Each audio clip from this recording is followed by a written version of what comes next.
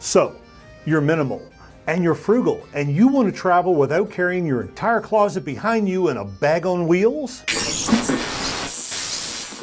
Hi, I'm Rick Higgins, and today we're talking frugalism, minimalism, some other ism. We're talking about isms that can actually help you travel and live better and a cheaper and smaller lifestyle. And for your viewing pleasure, we have count them, five minimalistic tips and tricks to help you travel better. Tip number one, and it's my pants. Strange, I know, and I'm not going to take them off to show them to you, but I do have an extra pair to talk about. Now, these are hiking pants from Colombia, and the reason I recommend them so much is they're lighter and they're quicker. Now, let me explain the lighter. These things are incredibly lightweight. They weigh nothing. I'm 6'2", too. Something that I don't want to mention. My pants, my clothing, they're big. They take a lot of room in my suitcase. These things are so incredibly light that I can roll up 3 of these in the same space that a pair of jeans would take in my suitcase. I'd much rather have 3 pants than 1. But these things are also incredibly durable, as I said. They also look pretty good. They're very casual. The black ones that I am wearing, that I'll show off for you a little bit. You want to go to a fancy pants restaurant? Well, these can almost pass as fancy pants. So they're very universal. But the best thing, the absolute best thing about these are how fast they dry.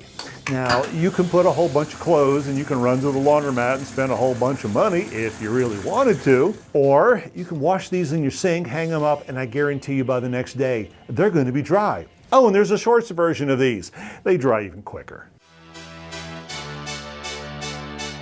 Tip number 2 is communication. When you're abroad, you need to be able to communicate both with where you are and back home. And you got several options, all of which I've tried, and only one of which has succeeded. Now, you could simply take your phone, buy a SIM card where you're going, and replace it, but now all of a sudden your US number doesn't work. So that's kind of a pain in the butt.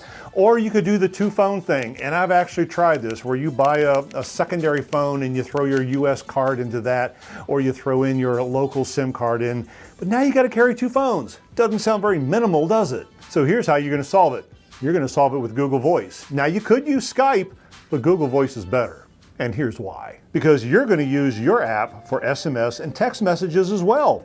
And most places like banks, credit cards, etc., they don't see Skype as a valid mobile number.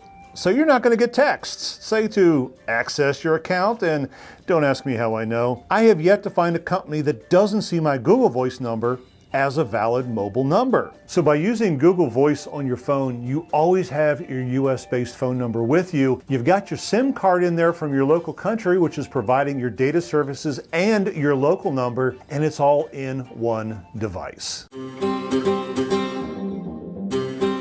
Tip number 3 is actually a 2-parter. We spend a lot of time in Barcelona. They have a pickpocket problem. Other cities around the world, like Paris, also have a pickpocket problem.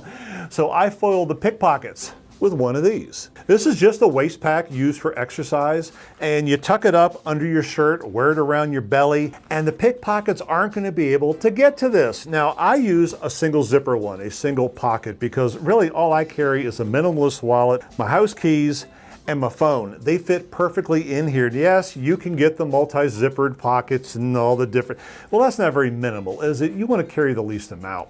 These things are very durable. They are wicking, so if you get the kind to sort of suck the sweat away from you, it's even better. And I guarantee you the pickpockets, they're not going to be reaching up under your shirt, unzipping this thing to find your stuff. It is the ultimate in security, and it frees your pockets to be empty for the rest of your minimalist needs.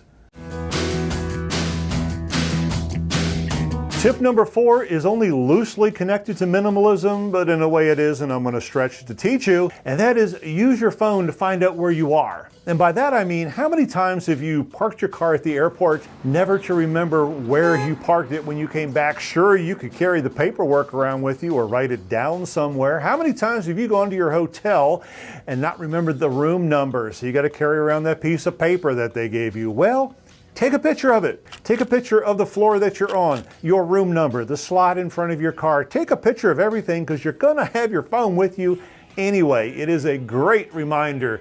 And I tell you, I have lost so many hotel rooms and so many cars. Oh, and another thing, if you're renting a car, Take a picture of the car and the license plate, because when's the last time you went back to a parking lot and went, I wonder what the hell I'm driving? And then you just start clicking the bok until, well, you hear your vehicle. Take a picture of it. And tip number 5 is, who are you going to call when you have a problem? You run into a medical emergency, a health issue, something while traveling abroad. Are you going to pick up your phone and go 911? It's not going to work. It's probably not going to work where you are. Tip number 5 is, before you go to a place, while you're learning a few words of their language to be respectful, learn their emergency numbers, learn their emergency procedures. Now I'm going to give you a quick little tip and trick that, well, a lesson learned the hard way from us. We were in London, England. My girlfriend Nikki, she hurt her back, threw it out really bad. We didn't know who to call. Tried to call our Airbnb host. He wasn't available. We eventually found a friend of a friend of a friend who told us about 111. They have that in 999, that latter being the super emergency number. 111 connects you with some medical professionals who will talk to you, figure out what you need, and help you get the help. We could have saved easily an hour getting Nikki to a hospital for some much needed pain meds if we had just known up front these numbers. So tip number 5, learn the things you're probably not going to need before you get there. And with that, be happy, healthy, well-traveled, and we'll see you soon.